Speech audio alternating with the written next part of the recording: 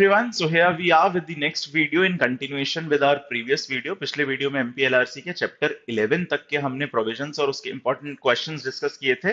Prelims में क्या क्या बन सकते हैं। आज इसको कंटिन्यू कर रहे हैं फ्रॉम चैप्टर 12। तो चैप्टर 12 है टेन्योर होल्डर्स के लिए।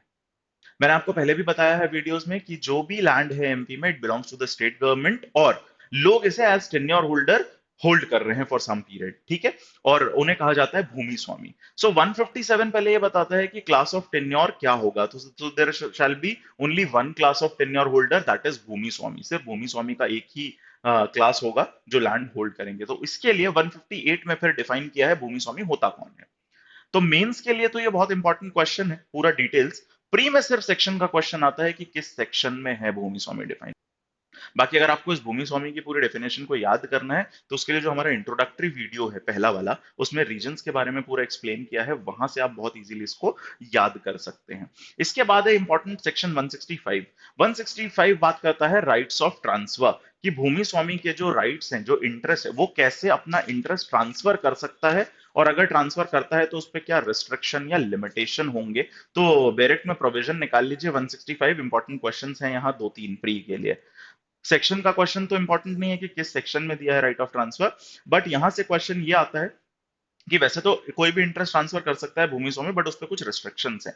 जैसे अगर मॉर्टगेज किया जा रहा है लैंड का या होल्डिंग का, तो यहाँ पे ये बहुत इंपॉर्टेंट है। इसके सबसेक्शन 2 में, 165 के सबसेक्शन 2 का जो ए पॉइंट है, वो कहता है आप मॉर्टगेज तभी कर सकते हैं जब मॉर्टगेज करने के बाद at least 5 acres of irrigated land आपके पास बचे, या फिर 10 acres of unirrigated land free from any encumbrance. उस पर कोई चार्ज और कोई इनकम्ब्रेंस या कोई लाइबिलिटी नहीं होनी चाहिए। इतना लैंड एटलीस्ट आपके पास बचना चाहिए, तभी आप मॉर्टगेज कर सकते हैं, वो मॉर्टगेज वैलिड होगा। पहला क्वेश्चन ये दोनों बहुत इंपॉर्टेंट है, ठीक है। इसके बाद एक क्वेश्चन यूजुफ्रैक्चरी मॉर्टगेज से रिलेटेड, इसके जो बी पॉइंट में दिया हुआ है वो, कि अगर यूजुफ्रैक्चरी मॉर्टगेज आप करते हैं तो it should not exceed 6 years, 6 साल से ज्यादा का नहीं होगा। नॉर्मली क्या होता है, यूजुफ्रैक्चरी मॉर्टगेज में एक्चुअली डेब्ट का जो अमाउंट होता है, डेट का जो अमाउंट है, वो उस लैंड से होने वाली इनकम से कंप्लीट किया जाता है। तो वो जब तक पूरा डेट का अमाउंट कंप्लीट नहीं होता, यूजुफ्रैक्चरी मॉर्टगेज कंटिन्यू रहता है। बट यहां एक रिस्ट्रिक्शन इंपोज कर दी है कि 6 साल से ज्यादा नहीं होना चाहिए। ये एक बहुत इंपॉर्टेंट क्वेश्चन है। इसके अलावा इसका सबसेक्शन 3 भी थोड़ा इंपॉर्टेंट है। सबसेक्शन 3 में ये दिया है कि अगर यूजुफ्रैक्चरी मॉर्टगेज के अलावा कोई दूसरा मॉर्टगेज आपने किया है, तो उस केस में जो इंटरेस्ट अक्रिय होगा मॉर्टगेज पे, that interest should not exceed half of the principal amount. जो डेट का प्रिंसिपल अमाउंट है उसके आधे से ज्यादा नहीं होगा। ये तीनों क्वेश्चंस यहां बहुत इंपॉर्टेंट है, सेक्शन से नॉर्मली 165 नहीं आता। नेक्स्ट सेक्शन है 168 लीजेस। यहां सबसे पहले तो सेक्शन का क्वेश्चन आ जाता है सीधा सीधा, कंटेंट बेस्ड, ठीक है, किस सेक्शन में लीज दिया हुआ है वो। इसके अलावा इंपॉर्टेंट क्वेश्चन 168 में आप डायरेक्ट में मार्क कर लीजिए कि कितने दिन की एग्रीकल्चरल पर्पसेस के लिए अगर लीज है तो मैक्स कितने दिन की होगी, नॉट एक्सीडिंग 5 इयर्स। तो 5 साल से ज्यादा नहीं होना चाहिए। ये एक इंपॉर्टेंट क्वेश्चन इधर पे है। इसके बाद लीज के एक्सप्लेनेशन में एक मार्क कर लीजिए, जो लास्ट एक्सप्लेनेशन है डी, उसमें लीज में क्या इंक्लूड नहीं होता वो बताया। वहां से प्री का एक इंपॉर्टेंट क्वेश्चन थोड़ा बन सकता है। तो इसके एक्सप्लेनेशन का डी पॉइंट एक बार आप देख लीजिए बस, ठीक है। That's all for lease. इसके बाद दो इंपॉर्टेंट, बहुत इंपॉर्टेंट प्रोविजन है, 70A और 70B। मेंस के लिए भी इंपॉर्टेंट है, प्रीलिम्स के लिए तो है ही। प्रोविजन से भी क्वेश्चन आता है 70A 70B, और अंदर का जो कंटेंट है उससे अथॉरिटीज का नॉर्मली आता है। इन दोनों में जो अथॉरिटी काम कर रही है वो है एसडीओ, ध्यान रखिएगा। देखिए ये है क्या, मैं आपको एक ब्रीफ बता दूं, क्योंकि सिमिलर से लगेंगे आपको पढ़ने में 70A और 70B, but there is difference between the two. Difference कि जो 70, पहले तो ये डील किस में करते हैं, ये ऐसे लैंड में डील करते हैं which belongs to a category of aboriginal tribe. क्योंकि एमपी में ट्राइबल पॉपुलेशन ऑलरेडी बहुत ज्यादा है, उनका इंटरेस्ट स्पेसिफिकली प्रोटेक्ट किया गया है।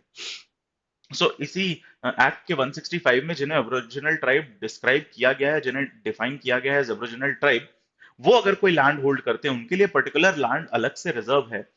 वो लैंड अगर ट्रांसफर हो जाता है किसी ऐसे पर्सन को जो इस कैटेगरी को बिलोंग नहीं करता, जो एब्रिजिनल ट्राइब की कैटेगरी को बिलोंग नहीं करता है, तो वहां पे चेक करना बहुत जरूरी है कि वो बोनाफाइड ट्रांसफर है या नहीं।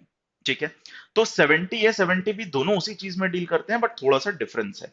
यहाँ पे एसडीओ इंक्वायरी करेगा और सेटिस्फाई करेगा अपने आप को कि वो बोनाफाइड ट्रांसफर है या नहीं, या जैसे आप 70 के हेड नोट में देख सकते हैं कहीं पे वो बाय फ्रॉड तो ट्रांसफर नहीं किया गया।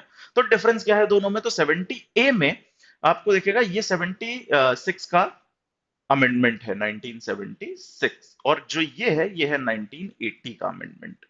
अब 76 का जब अमेंडमेंट हुआ था तो यहाँ पे एसडीओ तो अथॉरिटी तो सेम है दोनों में, लेकिन यहाँ ये था कि एसडीओ स्यूमोटो या फिर ट्रांसफरर की एप्लीकेशन पे, ट्रांसफरर मतलब जो एब्रोजिनल ट्राइब है जिसने अपना लैंड किसी ऐसे पर्सन को ट्रांसफर कर दिया जो इस कैटेगरी को बिलोंग नहीं करता, सो यहाँ ट्रांसफरर एप्लीकेशन देगा एसडीओ को या एसडीओ स्यूमोटो एक्शन लेगा। अगर उसे लगता है कि वो जो ट्रांसफर हुआ है वो बोनाफाइड नहीं है, उसे लगता है कि कुछ फिशी है उसमें, और ट्रांसफरी जो है, जो पर्सन इस कैटेगरी को बिलोंग नहीं करता, उसने मैलाफाइड ट्रांसफर करवा लिया है एब्रिजिनल ट्राइब से, तो ऐसे केस में वो इंक्वायरी करेगा और उसे लगता है अगर कि वो ट्रांजैक्शन वाकई बोनाफाइड नहीं है, वो ट्रांसफर बोनाफाइड नहीं है, तो वो रिस्टोर करा देगा लैंड टू दी ट्रांसफरर।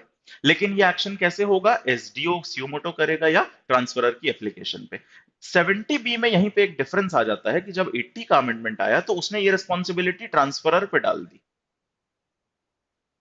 जिस पर्सन को लैंड ट्रांसफर हुआ है जो ओरिजिनल ट्राइब कैटेगरी को बिलोंग नहीं करता, तो 70 बी ये कहता है कि इस अमेंडमेंट के कमेंस होने के विद इन 2 इयर्स, ये एक इंपॉर्टेंट क्वेश्चन है, विद इन 2 इयर्स ऐसे ट्रांसफरी को जिसके पास लैंड आ गया है जो उस कैटेगरी को बिलोंग नहीं करता, खुद जाके एसडीओ को इन्फॉर्म करना है कि इस ड्यूरेशन में, इसके पहले मतलब 80 के पहले कभी भी मेरे पास इस एक्ट के कमेंस होने से स्टार्ट करते हुए इस एक्ट के अमेंडमेंट 1980 के अमेंडमेंट के कमेंस होने तक, इस पूरे ड्यूरेशन में अगर आपको ट्रांसफर, आपके पास लैंड हुआ है ऐसा जो एब्रिजिनल ट्राइब को बिलोंग करता था, तो आपकी रिस्पॉन्सिबिलिटी कि आप जाके इन्फॉर्म करिए विद इन 2 इयर्स, और फिर वहां पे सेम चीज देखी जाएगी, एसडीओ देखेगा कि कहीं फ्रॉड से ट्रांसफर तो नहीं हुआ है तो वापस रिस्टोर कराएगा। ये दोनों में बेसिक डिफरेंस है।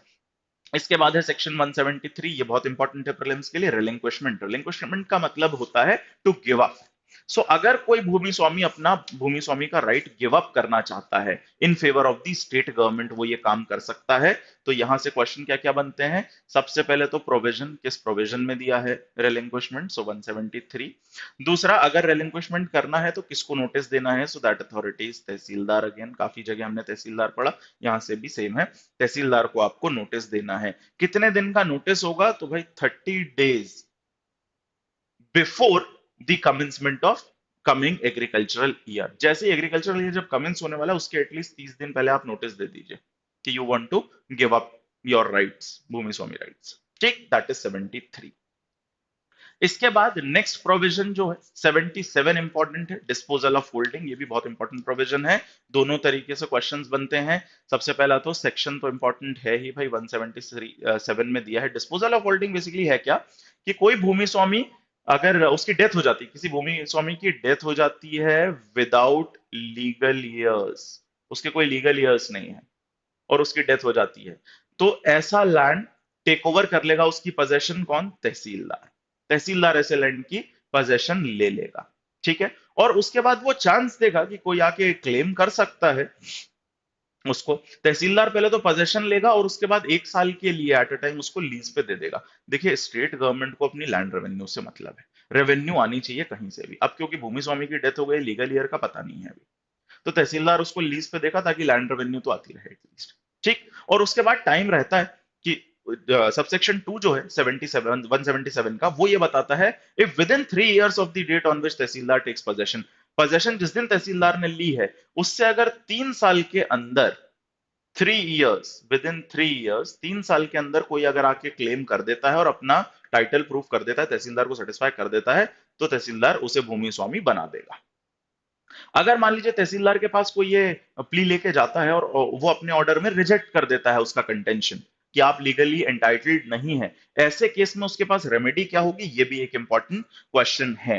तो देखिए, सबसेक्शन 3 बताता है कि तहसीलदार ने जो भी ऑर्डर पास किया है उसकी ना तो अपील होगी ना तो रिवीजन। ये लिख लीजिए वहां पे, no appeal no revision against the order of tahsildar. लेकिन 1 साल की ड्यूरेशन के अंदर सिविल सूट फाइल कर सकता है जो भी पर्सन भूमि स्वामी अपने आप को क्लेम कर रहा है, वो सिविल कोर्ट में सिविल सूट फाइल कर सकता है for its to claim his title. और अगर वो टाइटल क्लेम कर देगा तो उसको लैंड मिल जाएगा। और अगर 3 साल के अंदर कोई क्लेमेंट नहीं आता है या सिविल सूट के थ्रू भी अपना टाइटल क्लेम नहीं कर पाता है, तो वो होल्डिंग तहसीलदार ऑक्शन के थ्रू सेल ऑफ कर देगा। उसमें जो भूमि स्वामी राइट है, उस भूमि स्वामी राइट को किसी और को दे देगा ऑक्शन के थ्रू। ये काम भी तहसीलदार करेगा। ये सारे इंपॉर्टेंट पॉइंट्स हैं इस सेक्शन के। ठीक है, पहले तो लीगल ईयर नहीं है जिसका, उस पोजेशन को ले लेगा तहसीलदार। ठीक है, 1 साल के लिए एक बार में लीज पे दे सकता है। दूसरा, 3 साल के अंदर अगर किसी को क्लेम करना है तो वो क्लेम कर सकता है। अगर तहसीलदार ऑर्डर रिजेक्ट करता है तो 1 साल के अंदर सिविल सूट। ये सारे पॉइंट्स इंपॉर्टेंट हैं यहाँ। इसके बाद आते हैं नेक्स्ट प्रोविजन 178। यहाँ सेक्शन का क्वेश्चन आता है कि पार्टीशन ऑफ होल्डिंग किस प्रोविजन में है और कौन करवाएगा पार्टीशन। तो पार्टीशन भी तहसीलदार करवाता है। तहसीलदार के पास एप्लीकेशन भूमि, सो मान लीजिए एक लैंड, अब देखिए ये भी पार्टीशन है और 78A भी पार्टीशन है। दोनों में डिफरेंस क्या है? 78 में मल्टीपल भूमि स्वामी है एक लैंड के, and they want their share to be separated. वो सेपरेट करवाना चाहते हैं, तो भूमि स्वामी कोई भी उनमें से एक भूमि स्वामी तहसीलदार के पास एप्लीकेशन देके अपना जो पोर्शन है उसको सेपरेट करवा सकता है। ठीक। अच्छा, यहां से एक क्वेश्चन और बनता है 78 से प्रीलिम्स का, कि अगर मान लीजिए भूमि स्वामी वो पार्टीशन करवा रहा है और तहसीलदार उस पार्टीशन को करता है, लेकिन वहां कोई टाइटल का क्वेश्चन आता है कि ये स्पेसिफिक पोर्शन किसका होना चाहिए, तो टाइटल का अगर क्वेश्चन आएगा तो वो तहसीलदार डिसाइड नहीं करेगा। उसके लिए तहसीलदार क्या करेगा? 3 मंथ्स अपनी प्रोसीडिंग स्टे कर देगा। वो जो प्रोसीडिंग पार्टीशन की कर रहा है उसको 3 मंथ्स के लिए स्टे करेगा। ये टाइम किस लिए होता है? अब जो भी पार्टी अपना टाइटल क्लेम करना चाहती है, जो भी डिस्प्यूट है टाइटल को लेके, वो सिविल सूट फाइल कर दें। तो सिविल सूट फाइल करने का समय दिया गया है 3 महीने। इसलिए ये क्वेश्चन आता है प्रीलिम्स में कि कितने दिन के लिए तहसीलदार स्टे करेगा प्रोसीडिंग। सो 3 मंथ्स के लिए वो प्रोसीडिंग स्टे करेगा और सिविल सूट फाइल होगा। फिर सिविल कोर्ट का जो भी जजमेंट होगा, अकॉर्डिंगली तहसीलदार अपनी प्रोसीडिंग फिर आगे करता है। ये दोनों क्वेश्चन इंपॉर्टेंट है, किस सेक्शन में दिया है और कितने दिन के लिए तहसीलदार प्रोसीडिंग स्टे करेगा। इसके बाद 70A एक्चुअली ये है कि भूमि स्वामी तो एक है, लेकिन वो अपने जो लीगल ईयर्स हैं, अपने जिंदा रहते हुए, वो अभी अलाइव है और उस समय पे वो, अब उसके जो लीगल ईयर्स हैं उनके बीच में पार्टीशन अभी से करवा देना चाहता है। उसको पता है बाद में लड़ेंगे सब लोग, इसीलिए वो ड्यूरिंग हिज लाइफ ही पार्टीशन कराना चाहता है। तो भी उसको तहसीलदार के पास जाना है। ये काम भी तहसीलदार कराएगा। ठीक, प्रोविजन इंपॉर्टेंट है, बस कौन कराएगा ये इंपॉर्टेंट है, और सेक्शन इंपॉर्टेंट है, किस सेक्शन में दिया है, दैट्स इट। इसके बाद 180 restriction on transfer of trees. Barack में आप देखेंगे तो आपको समझ में आएगा कि अगर आपने कोई भूमि स्वामी है जो अपना लैंड होल्डिंग ट्रांसफर नहीं कर रहा है, तो वो ट्री, उस पे जो, उस लैंड पे जो ट्री लगे हुए हैं, सिर्फ ट्री आप ट्रांसफर नहीं कर सकते। अगर आपको करना है तो पूरा लैंड ट्रांसफर होगा। हाँ, उसका जो प्रोड्यूस है ट्री में, मान लो फ्रूट्स है, वो आप दे सकते हैं, उसका राइट दे सकते हैं कि फ्रूट्स आके कोई कलेक्ट करके सेल ऑफ कर दे, लेकिन ट्री आप ट्रांसफर नहीं कर सकते विदाउट ट्रांसफरिंग दी लैंड। ये इसका सेक्शन भी इंपॉर्टेंट है, इससे भी प्री का क्वेश्चन बन सकता है। और मेन ये चीज भी कि कोई भी भूमि स्वामी लैंड ट्रांसफर किए बिना ट्री ट्रांसफर नहीं कर सकता। इसके बाद देखिए नेक्स्ट आते हैं हम नेक्स्ट चैप्टर पे, chapter 13 government lessee and service land. 2-3 question prelims के इधर इंपॉर्टेंट है। सबसे पहले तो 81 सेक्शन से आता है कि गवर्नमेंट लेसी कौन से सेक्शन में है, ये मार्क कर लीजिए। ठीक है, बाकी क्या होता है क्या नहीं वो सब प्री के लिए इंपॉर्टेंट नहीं है, गवर्नमेंट सॉरी मेंस के लिए गवर्नमेंट लेसी एक इंपॉर्टेंट क्वेश्चन है। तो डिटेल में तो आपको पढ़ना पड़ेगा, बट अभी रिक्वायर्ड नहीं है फिलहाल। इसके बाद 182 rights and liabilities of government इसी, यहाँ सेक्शन का क्वेश्चन आता है किस सेक्शन में दिए हैं राइट्स एंड ड्यूटीज। और ये जो ड्यूटीज दी हुई हैं इनको पढ़ भी लीजिए। सब सेक्शन 2 में जो ड्यूटीज हैं कि कब आप के अगेंस्ट एक्शन हो सकता है, तो अगर आप पे नहीं कर रहे हैं जो भी रेंट है वो, और उस तरीके के प्रोविजन एक बार उनको भी देख लीजिए, वो भी इंपॉर्टेंट है। 183 सर्विस लैंड। सर्विस लैंड होता क्या है, किसको मिलता है, ये इंपॉर्टेंट है। तो कोतवार, विलेज में एक कोतवार होता है, उसको दिया जाता है, क्योंकि वो गवर्नमेंट के बिहाफ पे, गवर्नमेंट का ऑफिसर है, उसके बिहाफ पे काम कर रहे हैं। सो उसको कुछ एक portion of land, agricultural land अपने सर्वाइवल के लिए दे दिया जाता है, उसे कहते हैं सर्विस लैंड। ठीक है, सेक्शन भी याद रखिएगा किस सेक्शन में है और किसे दिया जाता है। सो कोतवार के पास ये सर्विस लैंड होता है, और उसका ऑफिस खत्म होगा तो वो लैंड भी उससे ले ली जाए। उसकी पर्सनल प्रॉपर्टी नहीं है, डिक्री में अटैच नहीं हो सकता। ये सब चीजें हैं सर्विस लैंड से रिलेटेड। इसके बाद नेक्स्ट चैप्टर पे आ जाइए 15 इल्यूवियन डिलूवियन में सिर्फ एक सेक्शन इंपॉर्टेंट है, दैट इज 203। इल्यूवियन डिलूवियन होता क्या है, तो रिवर बैंक पे जो लैंड है, रिवर से लगा हुआ जो लैंड है, अब कई बार क्या होता है कि जो जब पानी बढ़ता है तो वो लैंड उस रिवर के अंदर आने लगता है, तो उसको कहते हैं डिलुवियन। और इलुवियन वो है कि जब पानी कम हो जाता है रिवर में तो लैंड का पोर्शन बढ़ जाता है होल्डिंग का, थोड़ा सा आपका, अगर आपका रिवर बैंक पे एकदम है होल्डिंग आपकी, तो आपका जो लैंड है वो बढ़ जाएगा, दैट, वो जो लैंड बढ़ता है उसको इलुवियन कहते हैं, और जो कम हो जाता है क्योंकि पानी बढ़ गया है, सो दैट इज डिलुवियन। सो इलुवियन डिलुवियन का कंसेप्ट, सबसे पहले तो प्री का क्वेश्चन है कि किस सेक्शन में है, ये ध्यान रखिएगा। दूसरा, लैंड रेवेन्यू पर क्या इंपैक्ट होता है इसका। तो देखिए, किसी के पास मान लीजिए 10 हेक्टेयर्स है यहाँ पे लैंड होल्डिंग है, तो अब उस 10 में से अगर मान लीजिए हाफ हेक्टेयर रिवर में चला गया, ठीक, डिलोवियन हो गया हाफ हेक्टेयर का एटलीस्ट, तो फिर आपको उस पूरे 1 हेक्टेयर पे लैंड रेवेन्यू पे नहीं करनी है, हाफ से ज्यादा लेकिन जाना चाहिए। ऐसे ही जब ऐड हो रहा है लैंड आपके उसमें, वो भी हाफ हेक्टेयर से ज्यादा लैंड आपके इसमें एक्ट होना चाहिए, greater than half hectare. Subsection 2, 1 दोनों में ये चीज दी है, हाफ हेक्टेयर से ज्यादा या तो ऐड हो इलेवन में, तो उस पूरे पे आपको फिर लैंड रेवेन्यू पे करना पड़ेगा, या फिर जो लैंड कम हो रहा है आपका रिवर का पानी बढ़ने से, वो भी हाफ हेक्टेयर से ज्यादा, ठीक। So that is diluvion and diluvion. इसके बाद नेक्स्ट चैप्टर जो हमें पढ़ना है वो है सीधे चैप्टर 17। इसके बाद सीधे विलेज ऑफिसर चैप्टर 17 पे आ जाइए, बहुत इंपॉर्टेंट है, प्रीलिम्स के ही क्वेश्चन इधर से मेनली बनते हैं, इसीलिए बहुत इंपॉर्टेंट चैप्टर है ये। 222, पहले तो सेक्शन इंपॉर्टेंट है, पटेल का अपॉइंटमेंट। अब देखिए, कोतवार, पटेल, ये सब रेवेन्यू ऑफिसर्स नहीं है क्योंकि ये सेक्शन 11 की लिस्ट में नहीं है, लेकिन अपॉइंटमेंट इनका होता है, तो इसके बारे में मार्क कर लीजिए बेरेट में चीजें क्या क्या क्वेश्चन बनते हैं। तो सबसे पहले तो सेक्शन इंपॉर्टेंट है, अपॉइंटमेंट ऑफ पटेल किस सेक्शन में दिया है, अपॉइंटमेंट कौन करता है, ये एक क्वेश्चन। सो कलेक्टर करता है अपॉइंटमेंट पटेल का, ये एक इंपॉर्टेंट क्वेश्चन है, हर विलेज के लिए एक पटेल अपॉइंट कर सकता है। रेम्यूनरेशन कौन फिक्स करता है, 22 में सेक्शन से तो क्वेश्चन नहीं आता, कौन फिक्स करता है रेम्यूनरेशन, सो सेम कलेक्टर ही फिक्स करता है रेम्यूनरेशन, जो स्टेट गवर्नमेंट के रूल्स हैं उसके अकॉर्डिंग। 24 बहुत इंपॉर्टेंट सेक्शन का क्वेश्चन आता है इधर, किस सेक्शन में दी है पटेल्स की ड्यूटी, पटेल की ड्यूटी, ड्यूटी क्या है वो सब नहीं आता है, क्वेश्चन सिर्फ ये आता है कि ड्यूटीज ऑफ पटेल किस प्रोविजन, किस सेक्शन में दी है, वो ध्यान रखिएगा। 224, इसके बाद एक और क्वेश्चन यहां से बनता है पनिशमेंट, 227, इसमें भी सेक्शन से क्वेश्चन नहीं बनता है, पनिशमेंट कौन देगा अगर वो अपनी ड्यूटीज ढंग से परफॉर्म नहीं कर रहा है, तो पनिशमेंट कौन देगा, तहसीलदार फाइन लगाता है, और कितना फाइन लगा सकता है, तो अप टू 1000 रुपीज। दो क्वेश्चन, कौन लगाता है फाइन पटेल के ऊपर और कितना फाइन लगा सकता है, ये दो क्वेश्चन इंपॉर्टेंट है, दोनों मार्क कर लीजिए, tahsildar, and it should not exceed 1000 rupees. इसके बाद है next kotwar, so 230, section 230 section important है, कोतवार का अपॉइंटमेंट किस सेक्शन में है, क्योंकि अथॉरिटी यहां एज सच स्पेसिफिक दिया नहीं है, स्टेट गवर्नमेंट करवाती है अपॉइंटमेंट, सो बस सेक्शन का क्वेश्चन आता है किस सेक्शन में कोतवार का अपॉइंटमेंट और ड्यूटीज दी हुई है, बस। इसके बाद बहुत ज्यादा इंपॉर्टेंट प्रोविजन है 34, मेंस प्री दोनों के लिए बहुत ज्यादा इंपॉर्टेंट है, प्रिपरेशन ऑफ निस्तार पत्रक। दो तीन क्वेश्चन इधर से बनते हैं प्रीलिम्स के भी, पहला तो किस सेक्शन में दिया हुआ है प्रिपरेशन, कौन प्रिपेयर कराता है, तो ध्यान रखिएगा एसडीओ बनाता है निस्तार पत्रक। और ये होता क्या है, तो निस्तार पत्रक जो होता है वो अनऑक्यूपाइड लैंड जो है, जिसका कोई भूमि स्वामी नहीं है, जिसपे कोई गवर्नमेंट लेसी नहीं है, जितना भी अनऑक्यूपाइड लैंड है, मतलब directly in the position of government जो लैंड है, उसका मैनेजमेंट कैसे होगा, जैसे उस पे जो प्रोडक्ट्स होते हैं कि टिम्बर लगा हुआ है या बाकी वुड है या फिर मड है, सैंड है, ये सब कौन लेगा, कौन यूटिलाइज करेगा, इसका पूरा मैनेजमेंट जो होता है वो इस डॉक्यूमेंट में दिया होता है, दैट इज निस्तार पत्रक। तो तीन क्वेश्चन यहां इंपॉर्टेंट है, सेक्शन, कौन प्रिपेयर करता है और किस चीज में डील करता है निस्तार पत्रक, ये भी ध्यान रखिएगा। इसके बाद 235 भी इसमें मार्क कर लीजिए, थोड़ा सा इंपॉर्टेंट है। 235 मैटर्स टू बी प्रोवाइडेड, क्या क्या मैटर आएंगे उसको एक बार बस देख लीजिए। 236 प्रोविजन निस्तार पत्र फॉर सर्टेन मैटर, ये मेंस के लिए ज्यादा इंपॉर्टेंट है, प्रीलिम्स के लिए उतना इंपॉर्टेंट नहीं है। 36 और 37 दोनों ये मेंस के लिए ज्यादा इंपॉर्टेंट है, प्रीलिम्स के लिए नहीं है, निस्तार पत्र पे क्योंकि डिटेल क्वेश्चन आता है।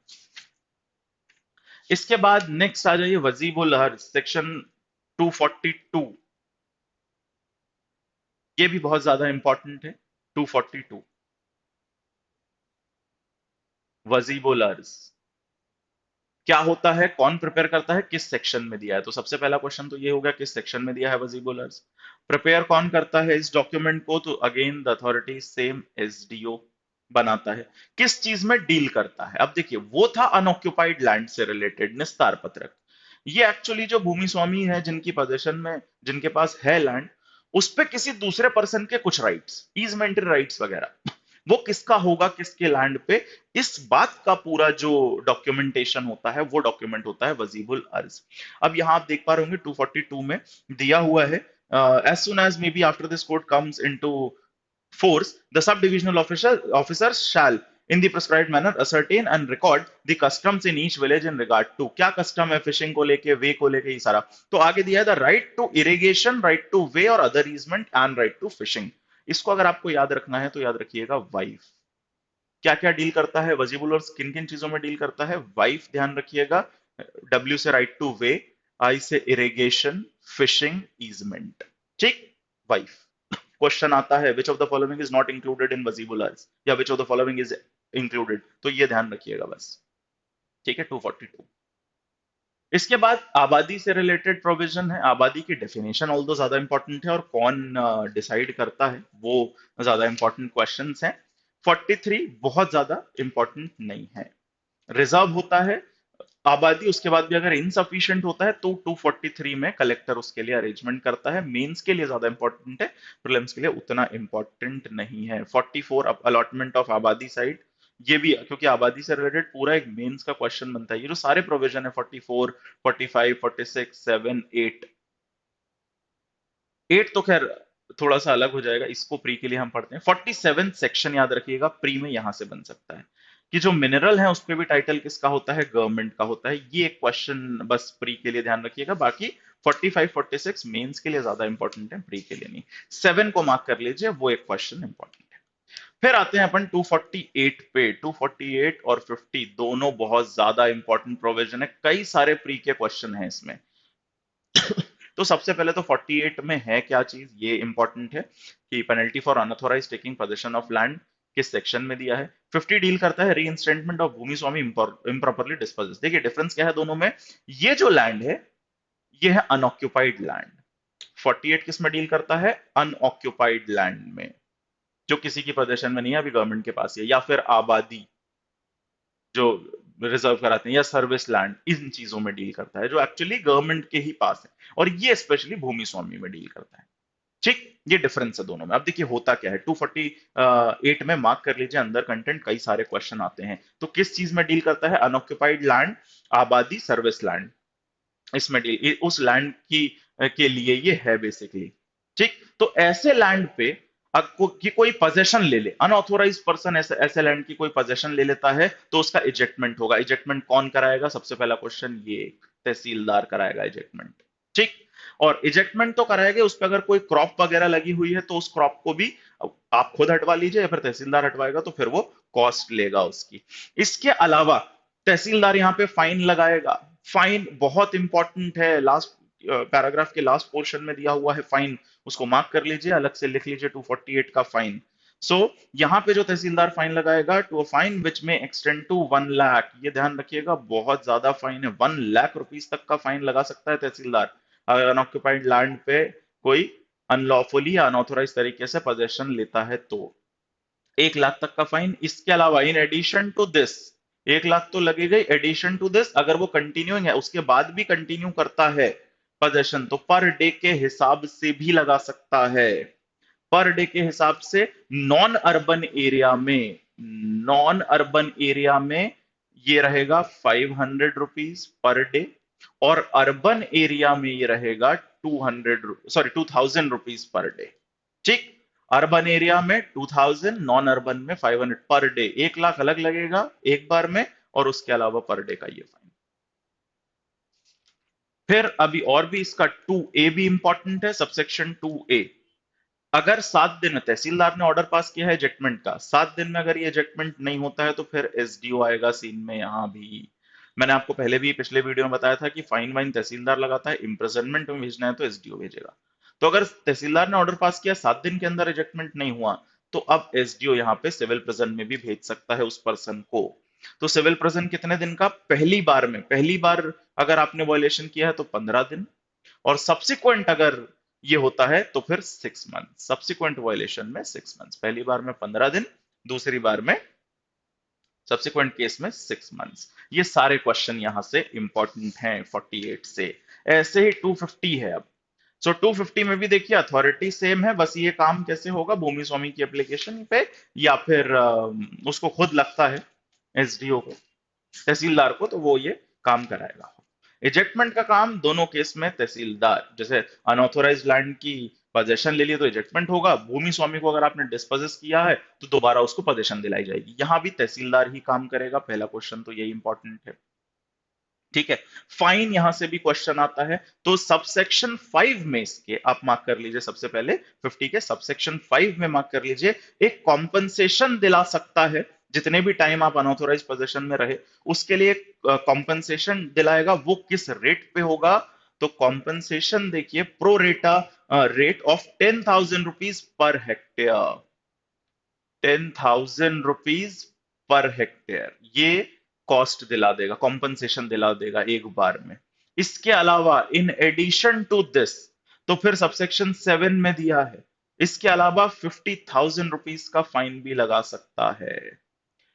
ये जो 10,000 पर हेक्टेयर दिला रहा है वो उतने जितने दिन भी आपने अनऑथोराइज पोजीशन रखी भूमि स्वामी को डिस्पर्स करके उसके लिए, और उसके अलावा एक फाइन और लगा सकता है 50,000 रुपए तक का, 50,000।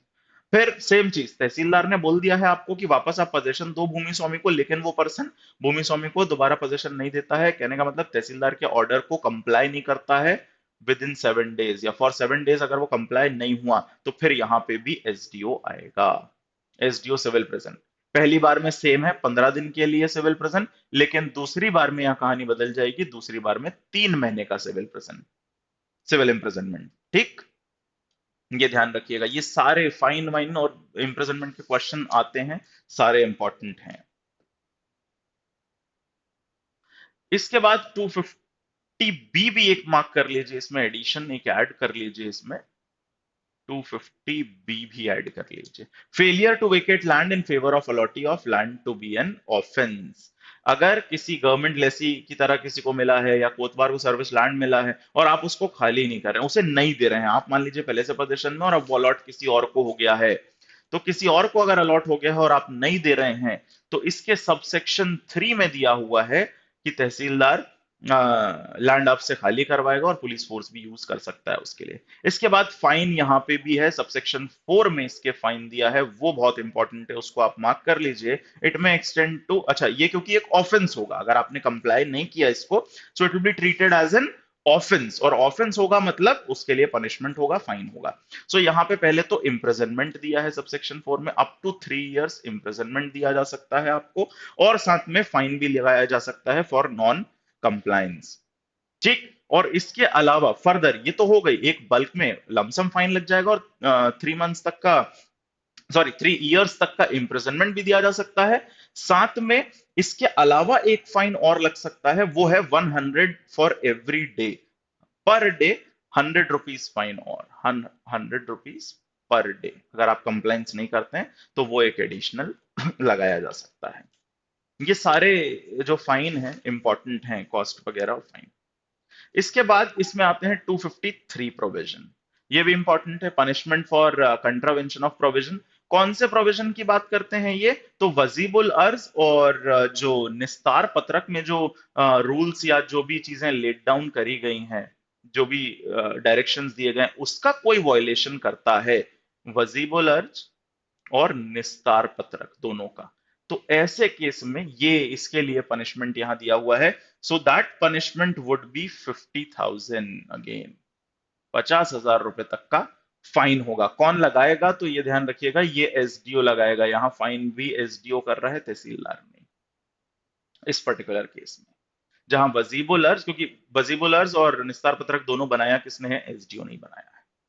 ठीक है, तो यहां अगर आप उसका वायलेशन करेंगे तो यही फाइन लगाएगा, 50,000 तक का फाइन लगा सकता है।